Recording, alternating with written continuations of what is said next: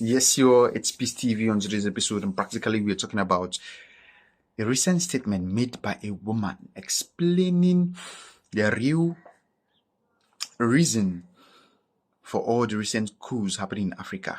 She was trying to explain that from the recent coups happening in Africa, is trying to explain that Africa in a whole is beginning to understand themselves, trying to pull themselves out from colonization, trying to disconnect themselves from foreign interventions and foreign connections. I would like you to watch the video and also hear a lot of things she has to say about the coup.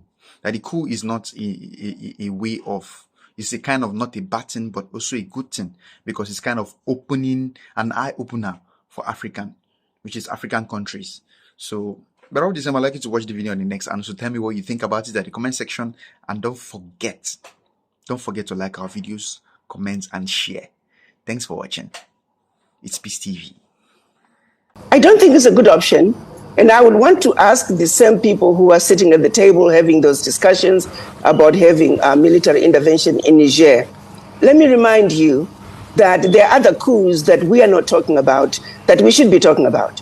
By France forcing Niger to send all its natural resources to France, that's a coup. By France having its own military in Niger and forcing Nigerians that you can only be trained by France, that is a coup. By forcing Niger to deposit 50% of its reserves with France, that is a coup. The question I have for those who are sitting on the table, during those ECOWAS meetings, during those AU peace and security meetings, what have you done about those coups? Take those 3 coups, multiply by 14, because that's what's happening in the 14 former French colonies. Those are deadly coups that have been taking place for decades. And you, ECOWAS, have done nothing about those coups. I need them to also answer and give us remedy as to how they are going to handle those coups. Make no mistake about it. Those are coups against the African citizens in those countries. And while they discuss what they would like to do with Niger, I would also want them to table those coups and come up with a solution as to what needs to be done. Because behind those coups that I just described from France, there are millions of children who are dying from starvation. There are millions of children who are going to bed with an empty stomach. There are millions of African youth who are unemployed. There are millions of women who are dying while giving birth to another life. I need them to put that on the table as well. If their interests are truly about the Africans, let's look at the global view of the issue. Let's have a bird's eye view of the issue and have a frank and fair and honest discussion about what is really going on in Africa. I do know that I don't think the carnage that's going on in Africa is what ECOWAS is all about. Leadership is about the people.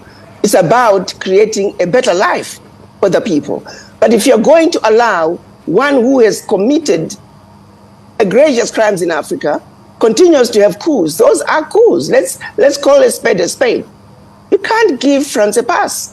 So also let us know what you intend to do about those ongoing economic and political coups that are being imposed on those 14 French countries, former French colonies by France. So to just talk about what's happening in Niger alone, in isolation, and not go to the root causes of the genesis of why what's happening is happening, that simply does not make any sense. And I would hope military intervention in Niger is not an option.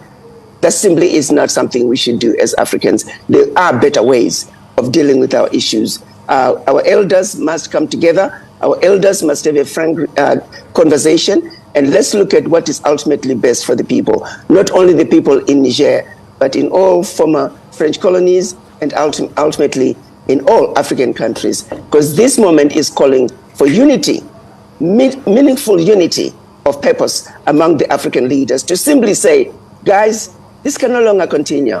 It simply cannot continue. The people have spoken, and I hope our leadership would listen.